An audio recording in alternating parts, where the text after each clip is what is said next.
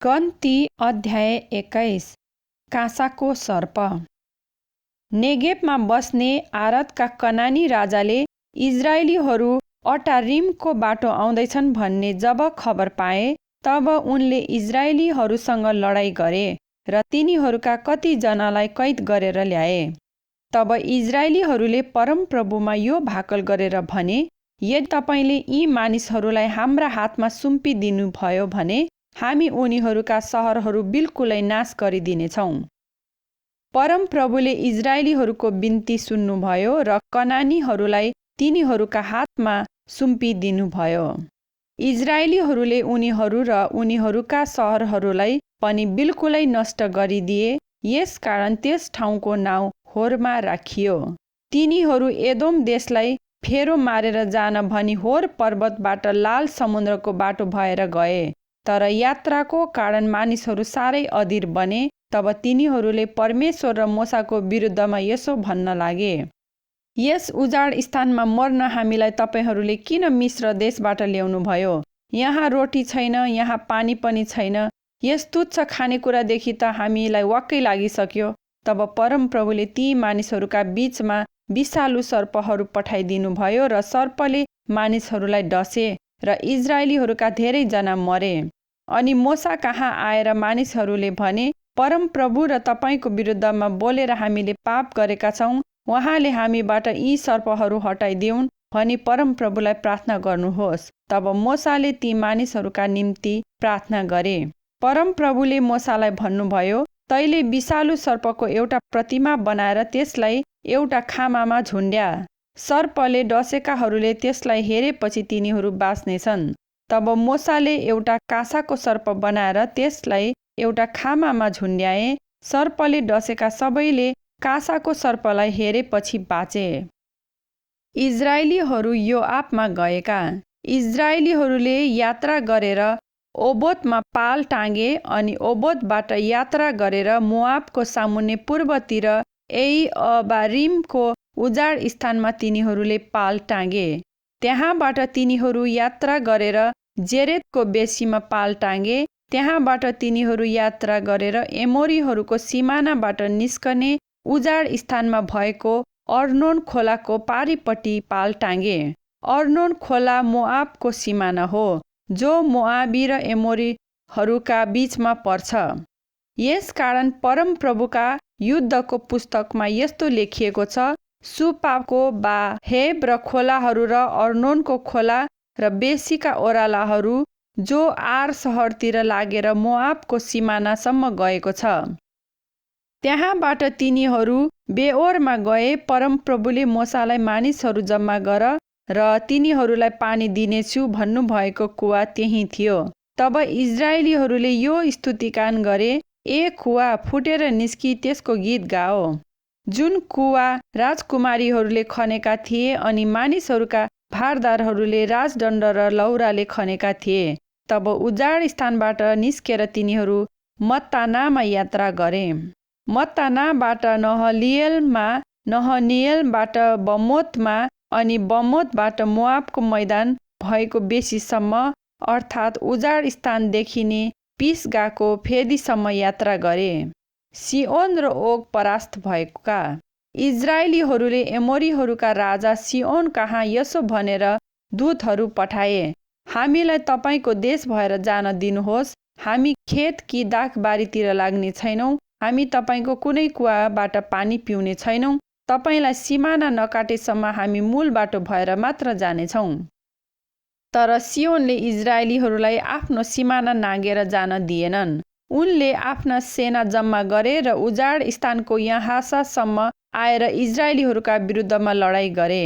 तर इजरायलीहरूले उनलाई तरवारले मारे र अर्नोन खोलादेखि यब्बोक नदीसम्म उनको देश कब्जा गरे। तर अम्मोनीहरूको सिमानासम्म मात्र तिनीहरूले कब्जा गरे, किनकि अम्मोनीहरूको सिमाना बलियो थियो। इजरायलीहरूले यी सबै सहरहरू लिए र तिनीहरू एमोरीहरूका समस्त सहरहरूमा, हेसबोन र त्यसका वरिपरिका सबै बस्तीहरूमा समेत बास गरे। हेसबोन एमोरीहरूका राजा सिओनको राजधानी थियो। सिओनले मोआबका पहिलेका राजाको विरुद्धमा लडाईँ गरेर उनको देश अर्नोन खोलासम्मै उनको अधिकारबाट खोसेका थिए। यसै कारण कविहरूले यसो भनेर गाएका छन्, तिमीहरू हेसबोनमा आओ र त्यो फेरि बनाइयोस्, सियोनको सहर पुनर्स्थापित होस्। हेसबोनबाट आगोको ज्वाला, सियोनको सहरबाट आगोको ज्वाला निस्केर मोआबको आर सहरलाई र अर्नोनका उच्च स्थानका मानिसहरूलाई भस्म पारेको छ। ए मोआब, तँलाई धिक्कार छ। ए कामोसको प्रजा, त नष्ट भइस्। त्यसले आफ्ना छोराहरूलाई भगुवा झैँ र आफ्ना छोरीहरूलाई कैदी झैँ एमोरीहरूका राजा सियोनलाई दिएको छ।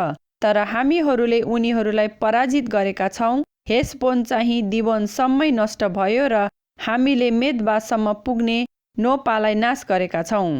यसरी इजरायलीहरू एमोरीहरूको देशमा बास गर्न लागे। मोसाले याजेरको भेद लिन मानिसहरू पठाएपछि इजरायलीहरूले त्यसका वरिपरिका बस्तीहरू कब्जा गरेर त्यहाँका एमोरीहरूलाई धपाए। त्यसपछि तिनीहरू घुमेर बासानको बाटो भएर उक्ले। बासानका राजा ओग र उनका मानिसहरू तिनीहरूका विरुद्धमा लडाईँ गर्नलाई एद्रेईमा निस्केर आए। परमप्रभुले मोसालाई भन्नुभयो, त्यससँग नडरा, किनकि त्यो त्यसका सबै मानिसहरू र त्यसको देश समेत मैले तेरो हातमा सुम्पेको छु। तैले हेसबोनमा राज्य गर्ने एमोरीहरूका राजा सियोनलाई गरे झैँ यसलाई पनि गर्नु। यसकारण उनलाई, उनका छोराहरूलाई र उनका सबै मानिसहरू कसैलाई बाँकी नछोडी सबैलाई मारेर इजरायलीहरूले उनको देश कब्जा गरे। गन्ती अध्याय 22। बालक र बालम। तब इजरायलीहरू यात्रा गर्दै मोआबको मैदानमा गए र यरिहोदेखि पारी यर्दनको किनारमा पाल टाँगे। इजरायलीहरूले एमोरीहरूलाई जे जसो गरेका थिए सिप्पोरका छोरा बालकले देखे र मोआब इजरायलीहरूसँग साह्रै डराए, किनभने तिनीहरू धेरै थिए। इजरायलीहरूको कारणले उनीहरू व्याकुल भए। मोआबीहरूले मिद्यानका बुढापाकाहरूलाई भने, अब यस समुदायले हाम्रा चारैतिरको ठाउँलाई साँढेले चौरपाखा मिचेर घाँसपात स्वाहा पारे झै पार्नेछ। त्यस बेला सिप्पोरका छोरा बालक मोआबका राजा थिए। उनले युफ्रेटिस नेर भएका आफ्ना जात भाइको मुलुक पतोरमा बओरका छोरा बालम कहाँ यसो भनेर खबर पठाए, मिस्रबाट एउटा जाति आएर समस्त देश नै ढाकिसक्यो। तिनीहरू मेरै सिमानामा आएर बसेका छन्। अब आएर मेरो निम्ति यस जातिलाई शराप दिनुहोस्, किनकि तिनीहरू मभन्दा ज्यादै शक्तिशाली छन्। त्यसो गर्नु भएमा सायद तिनीहरूलाई मैले जितेर देशबाट धपाउन सकुँला, किनभने मलाई थाहा छ तपाईँले जसलाई आशिष दिनुहुन्छ त्यसलाई आशिष लाग्छ र जसलाई शराप दिनुहुन्छ त्यसलाई शराप लाग्छ। मोआब र मिद्यानका बुढापाकाहरूले जोखानाको दक्षिणा लिए र बालम कहाँ आएर बालकको समाचार दिए। बालमले उनीहरूलाई भने, आज राति यहीँ बस्नुहोस् र परमप्रभुले जस्तो मसँग बोल्नुहुन्छ म त्यही तपाईँहरूलाई बताइदिनेछु। यसैले मोआबका मुख्य व्यक्तिहरू बालम कहाँ बास बसे। परमेश्वर बालम कहाँ आएर भन्नुभयो, तसँग बसेका यी मानिसहरू को हुन्? बालमले परमेश्वरलाई भने, मोआबका राजा सिप्पोरका छोरा बालकले मलाई यसो भनी पठाएका छन्, मिस्रबाट निस्कि आएको एउटा जातिले समस्त देश ढाकेको छ। अब आएर मेरो निम्ति तिनीहरूलाई शराप दिनुहोस्। यसो गर्नु भएमा सायद मैले तिनीहरूसँग लडाईँ गरेर तिनीहरूलाई धपाउन सकुँला। तर परमेश्वरले बालमलाई भन्नुभयो, त यिनीहरूसँग नजा, तैले त्यो जातिलाई सराप्नु हुँदैन, किनकि तिनीहरू आशिषित छन्।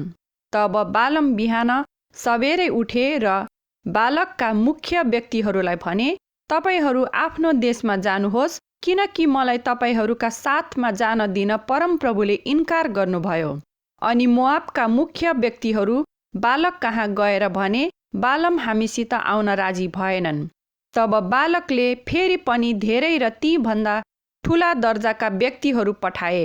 उनीहरू बालम कहाँ आएर भने, सिप्पोरका छोरा बालक यसो भन्नुहुन्छ, तपाईलाई म कहाँ आउन कुनै कुराले नरोकोस्। तपाईलाई ठुलो इज्जत दिएर सम्मानित तुल्याउने छु। जे तपाईँ भन्नुहुन्छ त्यही म गर्नेछु। यस कारण कृपा गरी आउनुहोस् र त्यस जातिलाई श्राप दिनुहोस्। तर बालमले बालकका दूतहरूलाई यसो भनेर जवाफ दिए, बालकले सुन र चाँदीले भरिएको उनको महल मलाई दिए तापनि परमप्रभु मेरा परमेश्वरको वचन सानो या ठुलो कुरामा म भङ्ग गर्न सक्दिनँ। अब अरूहरूले गरे झैँ तपाईहरू पनि आज राति यहीँ बस्नुहोस् र परमप्रभुले मलाई अझ अरू के भन्नुहुन्छ म थाहा पाउनेछु। परमेश्वर त्यस राति बालम कहाँ आएर तिनलाई भन्नुभयो, यी मानिसहरू तँलाई डाक्न आएका छन्, यसकारण यिनीहरूका साथमा जा, तर म तँलाई जे कुरा भन्छु त्यही मात्र तैले गर। बालमको गधा। बालम बिहानै उठेर आफ्नो गधामा काठी कसेर मोआबका मुख्य व्यक्तिहरूका साथमा गए। तर तिनी गएका हुनाले परमेश्वर रिसाउनु भयो र परमप्रभुका दूतले आएर तिनको बाटो रोकिदिए। तिनी आफ्नो गधामा चढेर जाँदै थिए, तिनका 2 जना नोकरहरू पनि तिनीसितै थिए। परमप्रभुका दूतलाई थुतेको तरवार हातमा लिएर बाटोमा उभिरहेका त्यस गधाले देख्यो र गधा बाटोदेखि तर्केर खेततिर लाग्यो। गधालाई बाटोतिर फर्काउन बालमले पिटे। दुवैतिर पर्खाल लगाइराखेको 2वटा दाखबारीका बीचको छेडोमा दूत उभिए। परमप्रभुका दूतलाई देखेर गधा पर्खालमा मिचिन पुग्यो र बालमको खुट्टा त्यसले पर्खालमा चेप्टाइदियो। तिनले त्यसलाई फेरि पिटे। फेरि परमप्रभुका दूत अझै पर गएर दाहिने देब्रे कतै पनि फर्कन नसक्ने साँघुरो ठाउँमा उभिए। गधा परमप्रभुका दूतलाई देखेर थचक्क बस्यो। तब बालमलाई रिस उठ्यो र आफ्नो लौरोले गधालाई पिट्न लाग्यो। तब परमप्रभुले गधाको मुख खोलिदिनु भयो र त्यसले बालमलाई भन्यो, मैले तपाईलाई के गरेको छु र तपाईले मलाई 3 पल्ट पिट्नुभयो। बालमले गधालाई भने, तैले मलाई मूर्ख तुल्याइस्, मेरो हातमा तरवार हुँदो हो त म तँलाई अहिले नै मारिहाल्ने थिएँ। गधाले बालमलाई भन्यो, तपाईले आफ्नो जीवनभरि आजको दिनसम्म चढ्नु भएको तपाईँकै गधा म होइन र?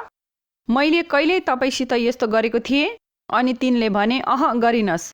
तब परमप्रभुले बालमका आँखा खोलिदिनु भयो र थुतेको तरवार हातमा लिएर बाटोमा उभिरहेका परमप्रभुको दूतलाई तिनले देखे अनि शिर निहुराएर तिनी घोप्टो परे।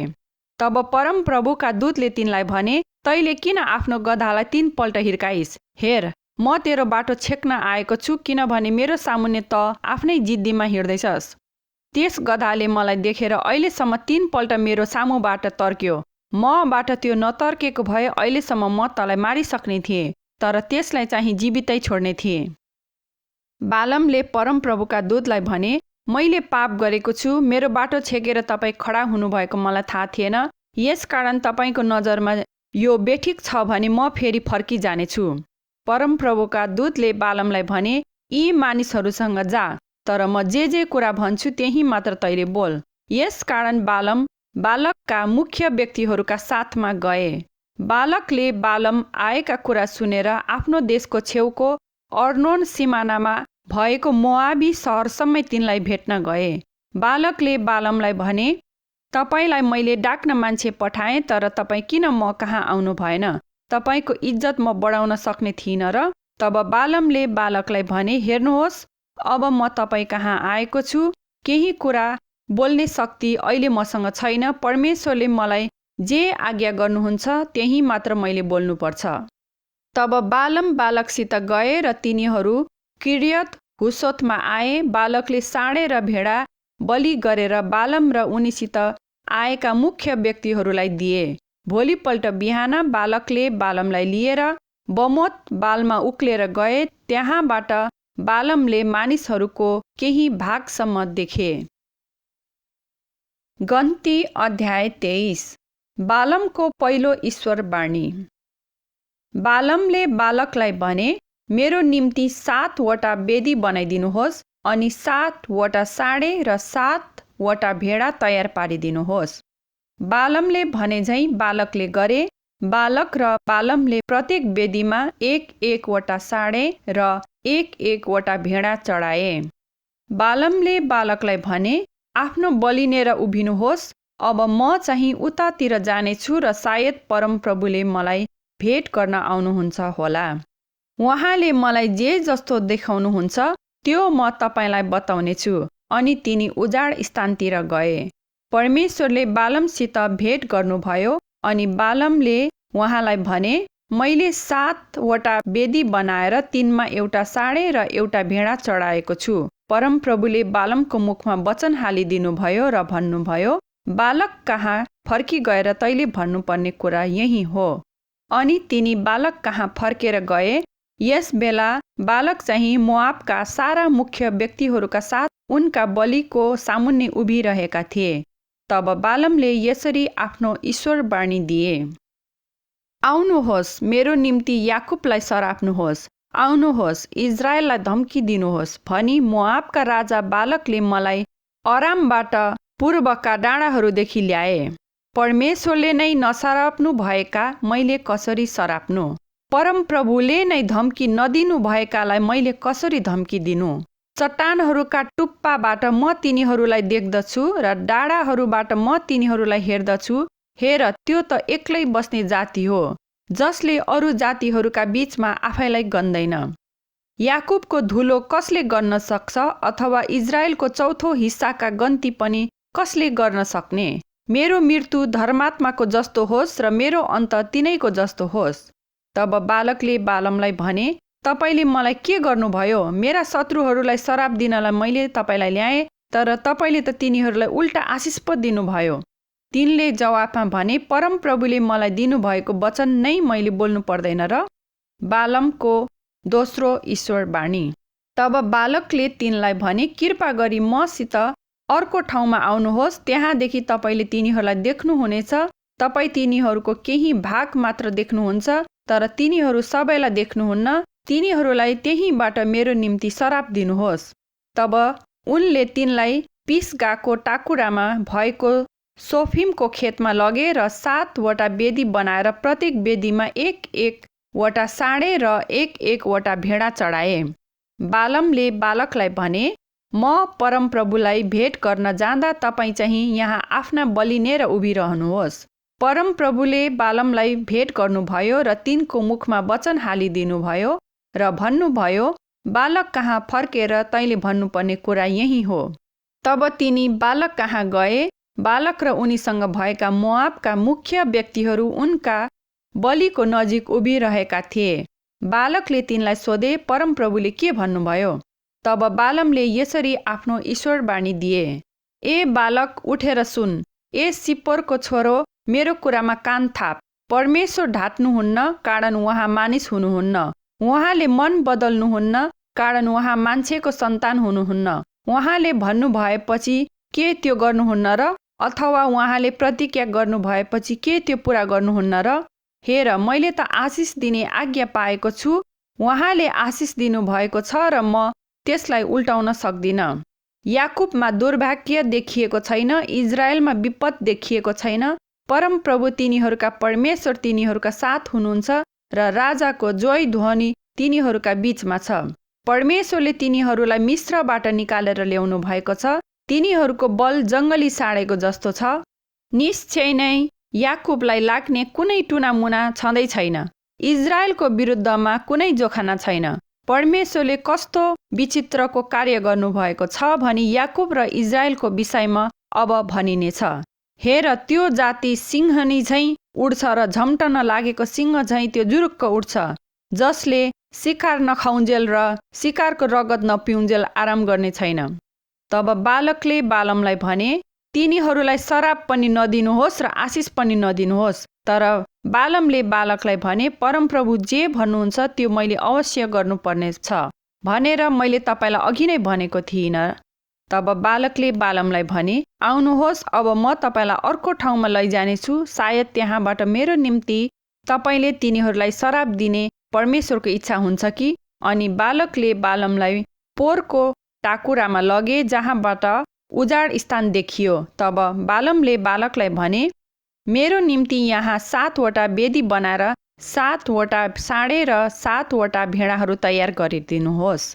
बालमले भने झैँ बालकले गरे र प्रत्येक वेदीमा 1-1वटा साँडे र 1-1वटा भेडा उनले चढाए। गन्ती अध्याय 24। बालमको तेस्रो ईश्वरवाणी। इजरायलीहरूलाई आशिष दिने परमप्रभुको इच्छा छ भन्ने जब बालमले देखे तब तिनी अरू बेला जस्तै टुनामुना गर्न गएनन्, तर तिनी आफ्नो मुख उजाड स्थानतिर फर्काए। जब बालमले आफ्ना आँखा उचालेर हेरे र इजरायलीहरूलाई आफ्नो कुल गरी बसेका तिनले देखे, तब परमेश्वरका आत्मा तिनीमाथि आउनुभयो अनि तिनले आफ्नो ईश्वरवाणी दिए। बओरको छोरो बालमले भन्छ, जुन मानिसको आँखा खुल्ला छ त्यसको वाणी। परमेश्वरका वचन सुन्नेले यसो भन्छ, जसले सर्वशक्तिमानबाट दर्शन पाउँछ, जसले साष्टाङ्ग दण्डवत गर्दछ र जसका आँखा खोलिएका छन्।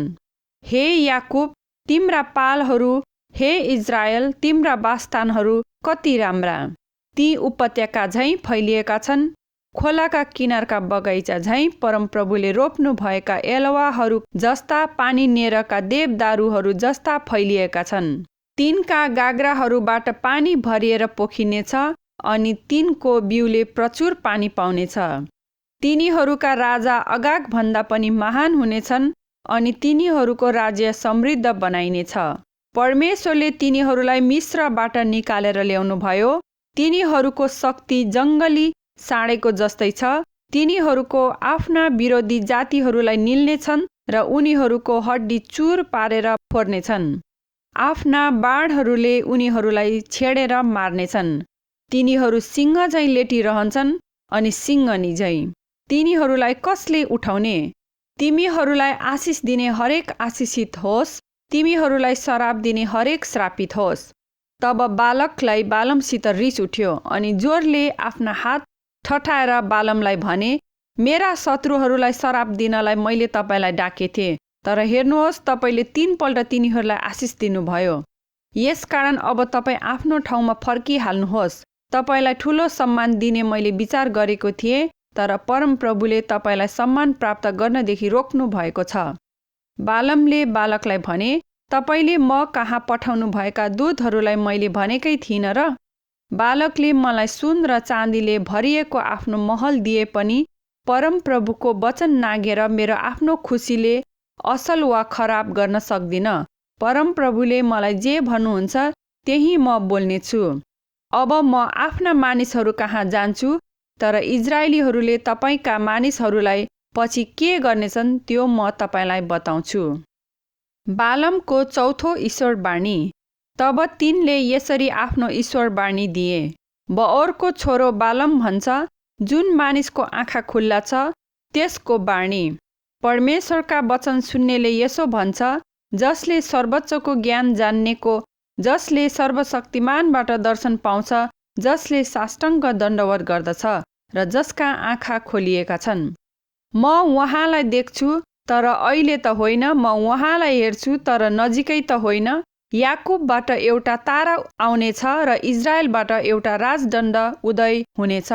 उहाँले मोआबका टाउको किच्याउनु हुनेछ अनि सेतका सन्तानलाई ध्वंस पार्नुहुनेछ।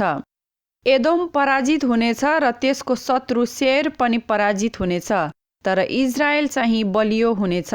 याकुबबाट एउटा शासक उत्पन्न हुनेछन् र सहरका बाँचेकाहरूलाई नाश गर्नेछन्। बालमका अन्तिम ईश्वरवाणी। तब तिनले अमालेकीहरूतिर हेरेर आफ्नो ईश्वरवाणी दिए। सबै जातिहरूमा अमालेक पहिलो थियो, तर विनाश नै त्यसको अन्त हुनेछ। अनि तिनले केनीहरूलाई हेरेर आफ्नो ईश्वरवाणी दिए।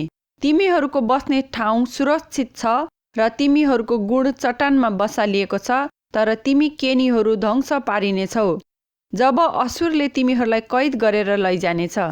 फेरि तिनले आफ्नो ईश्वरवाणी दिए। हाय, परमेश्वरले यसो गर्नुहुँदा को बाँच्न सक्छ? कित्तिमको किनारबाट जहाजहरू आउनेछन् र उनीहरूले असुर र एबेरलाई कष्ट दिनेछन्, तर तिनीहरू पनि नष्ट हुनेछन्। तब बालम उठेर आफ्नो घरमा फर्के र बालक पनि आफ्नो बाटो लागे। गन्ती अध्याय 25। सित्तिममा मूर्ति पूजा। इजरायलीहरू सित्तिममा हुँदा मानिसहरूले मोआबका छोरीहरूसँग व्यभिचार गर्न लागे। तिनीहरूले यी मानिसहरूलाई तिनका देवताहरूका बलिदानमा निम्तो दिए र यी मानिसहरूले खाएर तिनका देवताहरूलाई दण्डवत गरे। यसरी इजरायलीहरू पोरको बाल देवतालाई पुज्न लागे। अनि इजरायलीहरूसित परमप्रभु रिसाउनुभयो। परमप्रभुले मोसालाई भन्नुभयो, यी मानिसहरूका सबै नायकहरूलाई लिएर मार र परमप्रभुकै सामुन्ने चर्को घाममा राखिदे, कि परमप्रभुको भयानक क्रोध इजरायलीहरूबाट हटोस्। मोसाले इजरायलका न्यायकर्ताहरूलाई भने, तिमीहरू हरेकले पोहोरको बाल देवतालाई पुज्ने सबै मानिसहरूलाई मार्नुपर्छ। इजरायलीहरू भेट हुने पालको ढोकामा रोइरहेका थिए। त्यसबेला एकजना इजरायलीले मोसा र इजरायली समुदायकै सामुन्ने आफ्नो परिवारमा एउटी मिद्यानी आइमाईलाई ल्यायो। जब एलाजारको छोरा हारुनको नाति पिनहासले त्यो देखे, तब तिनले समुदायको मध्यबाट उठेर आफ्नो हातमा एउटा भाला लिएर त्यस इजरायलीको पछि पछि पालभित्र गएर त्यस इजरायली र त्यस आइमाई दुवैलाई वारपार रोपिदिए। त्यसपछि इजरायलीहरूबाट त्यो विपत्ति हट्यो, तर विपत्तिमा मर्नेहरू 24,000 थिए। तब परमप्रभुले मोसालाई भन्नुभयो, एलाजारको छोरो पुजारी हारुनको नाति पिनहासले इजरायलहरूका बीचमा मेरो खातिर राखिएर इजरायलीहरूबाट मेरो क्रोध हटाइदियो। यसैले मेरो क्रोधमा मैले तिनीहरूलाई भस्म पारिन। यस कारण यसो भन, हेर म त्यससँग मेरो शान्तिको करार बाँध्छु। त्यसलाई र त्यसको वंशलाई पनि सधैँको लागि पुजारी पदमा स्थिर गरिनेछ, किनभने त्यो आफ्ना परमेश्वरको निम्ति जोसिलो थियो। त्यसले इजरायलीहरूका निम्ति प्रायश्चित गर्यो। त्यस मिद्यानी आइमाईको साथमा मारिने इजरायलीको नाउँ जिम्री थियो, जो सिमियोनको कुलको एक परिवारका मुखिया सालुको छोरो थियो। त्यो मारिने मिद्यानी आइमाईको नाउँ चाहिँ कोजबी थियो, जो मिद्यानको एक घरानाको मुखिया सुरकी छोरी थिए। फेरि परमप्रभुले मोसालाई भन्नुभयो, मिद्यानीहरूलाई सताएर मार, किनभने उनीहरूले पनि तिमीहरूलाई सताए र पोहोरमा छल गरी पूजाआजा गर्न लगाए, जुन बेला मिद्यानको मुखियाकी छोरी कोजबी पोहोरको विपत्तिको दिनमा मारिएकी थिए।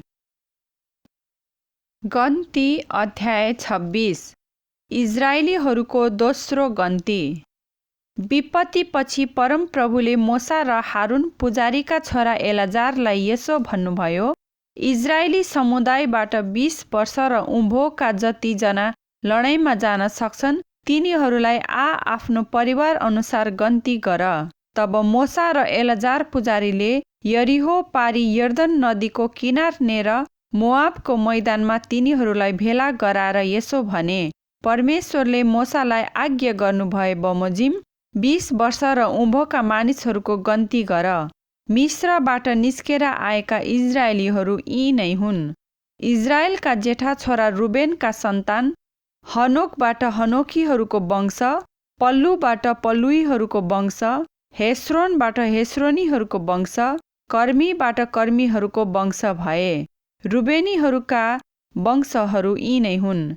तिनीहरूको सङ्ख्या 43,750 थियो। पल्लुका छोरा एलिआब थिए। एलिआबका छोराहरू नमुएल, दातान र अबिराम थिए।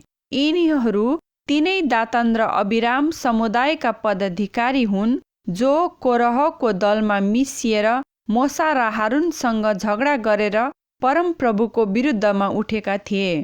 तब धरतीले मुख बाएर तिनीहरूलाई कोरहसँगै निलेको थियो, जुन बेला 250 जना आगोले भस्म भएका थिए। तिनीहरू एक दृष्टान्त बनेका थिए, तर कोरहका छोराहरू चाहिँ मरेका थिएनन्। सिमियोनका सन्तान तिनीहरूका वंश अनुसार, नमुएलबाट नमुएलीको वंश, यामिनबाट यामिनीहरूको वंश, याकिनबाट याकिनीहरूको वंश, जेरहबाट जेरहातीहरूको वंश, सौलबाट सौलीहरूको वंश। सिमियोनीहरूका वंशहरू यी नै हुन्। तिनीहरूको सङ्ख्या 22,200 थियो। गादका सन्तान तिनीहरूका वंश अनुसार, सिफोनबाट सिफोनीहरूको वंश, हाग्गीबाट हाग्गीहरूको वंश, सुनीबाट सुनीहरूको वंश, ओजनीबाट ओजनीहरूको वंश, एरीबाट एरीहरूको वंश, अरोदीबाट अरोदीहरूको वंश, अरेलीबाट अरेलीहरूको वंश भए। गादीहरूका वंशहरू यी नै हुन्। तिनीहरूको सङ्ख्या 40,500 थियो। एर र ओनान यहुदाका छोराहरू थिए, तर तिनीहरू कनान देशमा मरे। यहुदाका सन्तान तिनीहरूका वंश अनुसार सेलहबाट सेलानीहरूको वंश, फारेसबाट फारेसीहरूको वंश, जेरहबाट जेरहातीहरूको वंश भए। फारेसका सन्तान हेस्रोनबाट हेस्रोनीहरूको वंश, हामुलबाट हामुलीहरूको वंश भए। यहुदाको कुलका वंशहरू यी नै हुन्। तिनीहरूको सङ्ख्या 76,500 थियो। इस्साखारका सन्तान तिनीहरूबाट वंश अनुसार तोलाबाट तोलाहीहरूको वंश, पुवाबाट पुवातीहरूको वंश, यासुबबाट यासुबीहरूको वंश, सिम्रोनबाट सिम्रोनीहरूको वंश भए। इस्साखारको कुलका वंशहरू यी नै हुन्। तिनीहरूको सङ्ख्या 64,300 थियो। जबुलुनका सन्तान तिनीहरूका वंश अनुसार सेरेदबाट सेरेदीहरूको वंश, एलोनबाट एलोनीहरूको वंश, यहलेलबाट यहलेलीहरूको वंश भए। जबुलुनीहरूका वंशहरू यी नै हुन्। तिनीहरूको सङ्ख्या 60,500 थियो। योसेफका सन्तान मनस्से र इफ्राइमबाट तिनीहरूका वंश अनुसार यी नै हुन्। मनस्सेका सन्तान माकिरबाट माकिरीहरूको वंश, माकिर गिलादका पिता थिए। गिलादबाट गिलादीहरूको वंश भए। गिलादका सन्तान एइजेरबाट एइजेरीहरूको वंश, हेलेकबाट हेलेकीहरूको वंश, अस्रिएलबाट अस्रिएलीहरूको वंश, सेकेमबाट सेकेमीहरूको वंश, समिदाबाट समेदीहरूको वंश, हेपेरबाट हेपेरीहरूको वंश भए। हेपेरका छोरा सलोफादको कोही छोरा थिएन, तर छोरीहरू मात्र थिए। सलोफादका छोरीहरूका नाउँ महल्ला, नोहा, होल्गा, मिल्का र तिर्सा थिए। मनस्सेको कुलबाट वंशहरू यी नै हुन्। तिनीहरूको सङ्ख्या 52,700 थियो। इफ्राइमका सन्तान तिनीहरूका वंश अनुसार सुतेलहबाट सुतेलीहरूको वंश, बेकेरबाट बेकेरीहरूको वंश, तहनबाट तहनीहरूको वंश भए। सुतेलहका सन्तान एरानबाट एरानीहरूको वंश भयो। इफ्राइमको कुलका वंशहरू यी नै हुन्। तिनीहरूको सङ्ख्या 32,500 थियो। योसेफका सन्तान तिनीहरूका वंश अनुसार यी नै हुन्। बेन्यामिनका सन्तान तिनीहरूका वंश अनुसार बेलाबाट बेलाहीहरूको वंश, अस्बेलबाट अस्बेलीहरूको वंश, अहिरामबाट अहिरामीहरूको वंश, सुपामबाट सुपामीहरूको वंश, हुपामबाट हुपामीहरूको वंश भए। आर्द र नामानबाट बेलाका सन्तान आर्दबाट आर्दीहरूको वंश, नामानबाट नामानीहरूको वंश भए। बेन्यामिनको कुलका वंशहरू यी नै हुन्। तिनीहरूको सङ्ख्या 45,600 थियो। दानका सन्तान तिनीहरूका वंश अनुसार सुहामबाट सुहामीहरूको वंश भयो। दानको कुलबाट वंशहरू यी नै हुन्। यी सबै सुहामीहरूका वंशहरू भए। तिनीहरूको सङ्ख्या 64,400 थियो। आशेरका सन्तान तिनीहरूका वंश अनुसार यिम्नाबाट यिम्नीहरूको वंश, यिस्पीबाट यिस्पीहरूको वंश, बरिआबबाट बरिअतीहरूको वंश भए। अनि बरिआबाका सन्तानबाट हेबेरबाट हेबेरीहरूको वंश, मल्किएलबाट मल्किएलीहरूको वंश भए। आशेरकी छोरीको नाउँ सेरह थियो। आशेरको कुलका वंशहरू यी नै हुन्। तिनीहरूको सङ्ख्या 53,400 थियो। नाप्तालीका सन्तान तिनीहरूको वंश अनुसार यहसिलबाट यहसिलीहरूको वंश, गुनीबाट गुनीहरूको वंश, येसेरबाट येसेरीहरूको वंश, सेल्लेमबाट सेल्लेमीहरूको वंश भए। नाप्तालीको कुलका वंशहरू यी नै हुन्। तिनीहरूको सङ्ख्या 45,400 थियो। इजरायलीहरूका पुरुषहरूको जम्मा सङ्ख्या 6,01,730 थियो। परमप्रभुले मोसालाई भन्नुभयो, तिनीहरूको नाउँको सङ्ख्या अनुसार देश तिनीहरूका अधिकारको निम्ति बाँडियोस्। ठुलो कुललाई ठुलै भूमि र सानो कुललाई सानै भूमि गरी तैले दिनु। एक कुललाई त्यसका मानिसको सङ्ख्या अनुसार अधिकार दिइयोस्। तापनि त्यो देश चिट्ठा हालेरै बाँडियोस्। तिनीहरूका आफ्ना पुर्खाका कुलको नाउँ अनुसार तिनीहरूले अधिकार गरून्। ठुला र सानाका बीचमा अधिकार चिट्ठा हालेर नै बाँडियोस्। तिनीहरूका वंश अनुसार गनिएका लेवीहरू यी नै हुन्। गेर्सोनबाट गेर्सोनीहरूको वंश, कहातबाट कहातीहरूको वंश, मरारीबाट मरारीहरूको वंश भए।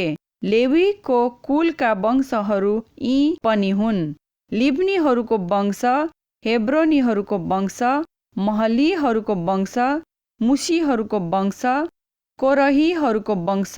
कहात अमरामका पुर्खा थिए।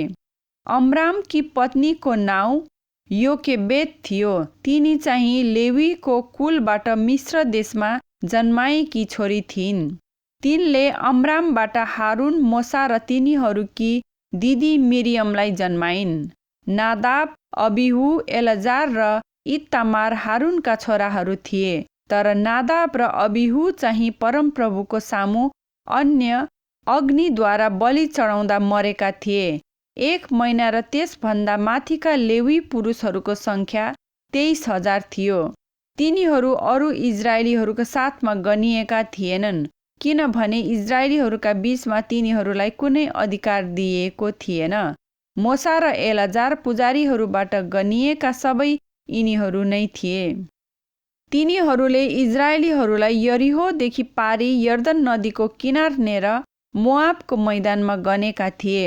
तर यिनीहरूमध्ये मोसा र हारुन पुजारीले सिनाईको उजाड स्थानमा गनेका इजरायलीहरूमा एउटै पनि थिएन, किनभने तिनीहरू उजाड स्थानमा नै मर्नेछन् भनी परमप्रभुले भन्नुभएको थियो। यपुन्नेको छोरा कालेब र नुनका छोरा यहोशू बाहेक तिनीहरू मध्येको एउटै मानिस पनि जीवित थिएन। गन्ती अध्याय 27। सलोफादका छोरीहरू।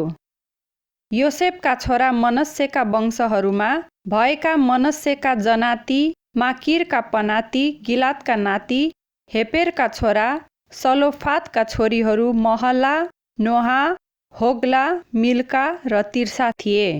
तिनीहरू भेट हुने पालको ढोकामा मोसा, एलजार पुजारी नायकहरू र सबै समुदायको सामुन्ने उभिएर यसो भन्न लागे: हाम्रा बुबा उजाड स्थानमा मरे, तर तिनी परमप्रभुको विरुद्धमा उठ्ने कोरहको दलमा थिएनन्, तर तिनी आफ्नै पापमा मरे।